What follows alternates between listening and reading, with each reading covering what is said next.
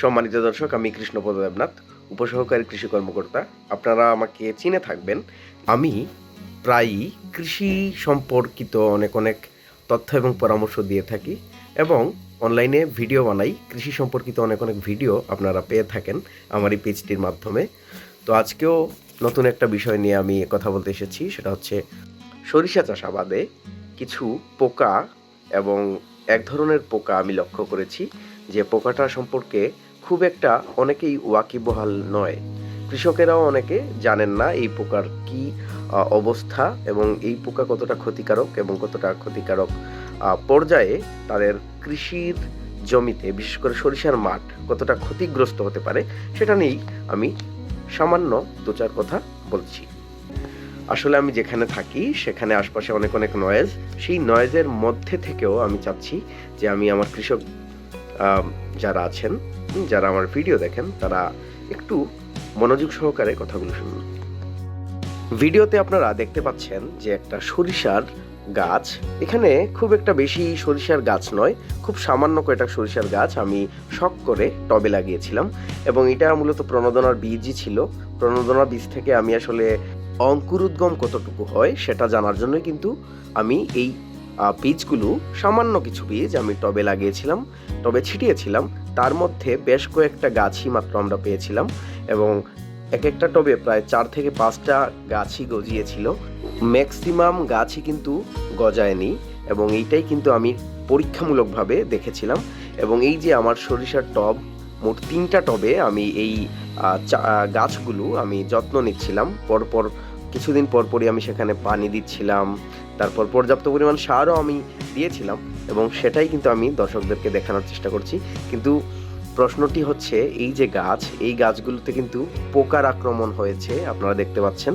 এবং এই যে আমার হাতে দেখতে পাচ্ছেন, এই পোকাগুলো কিন্তু জাপ পোকার আক্রমণে আমার গাছের পাতার অবস্থা খুবই ভয়াবহ অবস্থা ধারণ করেছিল এবং বর্তমানে সরিষা কিন্তু ধরেছে, আমরা দেখতে পাচ্ছি গাছে। আপনারা একটু খেয়াল করলেই দেখবেন যে অনেক অনেক গাছেই কিন্তু সরিষা ধরেছে। এই যে সরিষার পড, কিন্তু প্রত্যেকটা পডেই কিন্তু দেখতে পাচ্ছি আমরা জাপ পোকা এবং মাঝে মধ্যে দেখা যাচ্ছে কীরা জাতীয় এক ধরনের পোকা।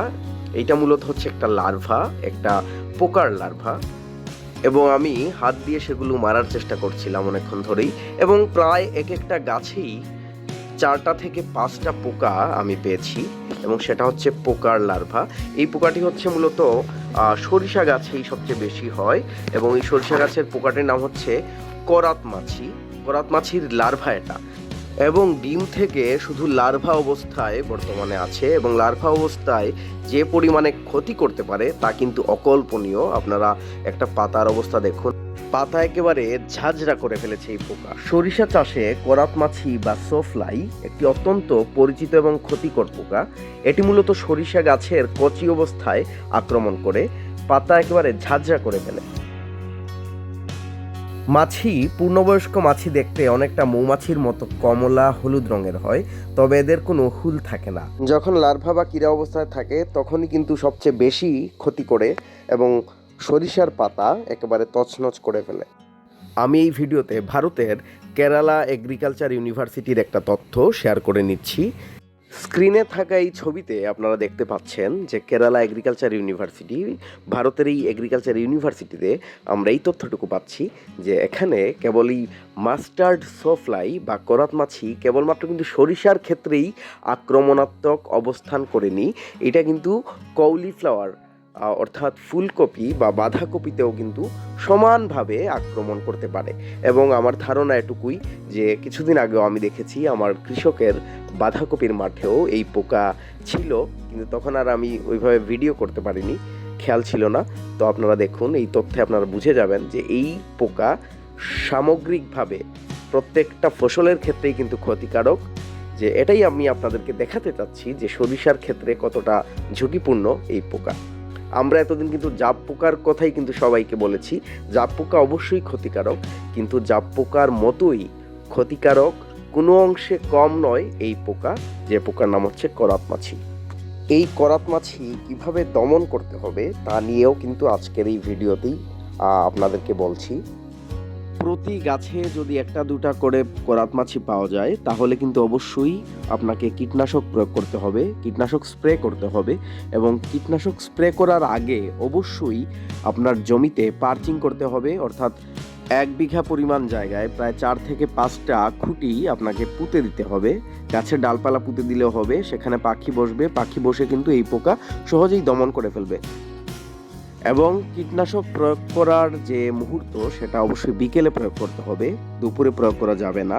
বিকেলে যখন প্রয়োগ করবেন অবশ্যই গাছের যখন ফুল আসবে, অর্থাৎ ফ্লাওয়ারিং স্টেজে যখন গাছ থাকবে তখন কিন্তু একদমই কোনো ধরনের কীটনাশক প্রয়োগ করা যাবে না, কারণ তখন কিন্তু পরাগায়ন হয় এবং পরাগায়ন যদি রোধ হয় বা পরাগায়নে যদি কোনো বাধা বিপত্তি তৈরি করেন তাহলে কিন্তু ফলন অনেকাংশে আপনার কমে যাবে। পোকামাকড় আক্রমণ করলে যে পরিমাণ ফলন কমতো তার চেয়েও অধিক পরিমাণে ফলন কমবে যদি আপনার ফসলে সঠিকভাবে পরাগায়ন না হয়। কী ধরনের কীটনাশক আপনি প্রয়োগ করবেন আপনার জমিতে তাই বলছি। আপনি সাইপারমেথ্রিন গ্রুপের কীটনাশক, সাইপেরিন, তারপর রেলোথ্রিন, এই ধরনের কীটনাশকগুলো আপনি আপনার জমিতে প্রয়োগ করতে পারবেন। এবং পাশাপাশি আপনি চাইলে ল্যামডা সাইহেলোথ্রিন গ্রুপের কীটনাশক সেটাও আপনি প্রয়োগ করতে পারবেন। প্রতি লিটার পানিতে আপনি 1 মিলি হারে সাইপারমেথ্রিন অথবা ল্যামডা সাইহেলোথ্রিন গ্রুপের কীটনাশক প্রয়োগ করতে পারবেন। এবং যদি সরিষা এরকম জাপ পোকার আক্রমণ খুব বেশি হয় তাহলে অবশ্যই আপনি ডাইমিথয়েড গ্রুপের কীটনাশক প্রতি লিটার পানিতে 1 মিলি হারে মিশিয়ে স্প্রে করতে পারবেন। সম্মানিত দর্শক, কৃষি সম্পর্কিত আজকের এই ভিডিওটি আপনাদের কেমন লেগেছে অবশ্যই জানাবেন। এবং কৃষি সম্পর্কিত আরও ভিডিও এবং তথ্য এবং পরামর্শ পেতে আমার এই পেজটিকে ফলো দিয়ে রাখুন। আমার একটি চ্যানেল আছে ইউটিউবে, সেখানেও আপনারা চাইলে সাবস্ক্রাইব করতে পারেন।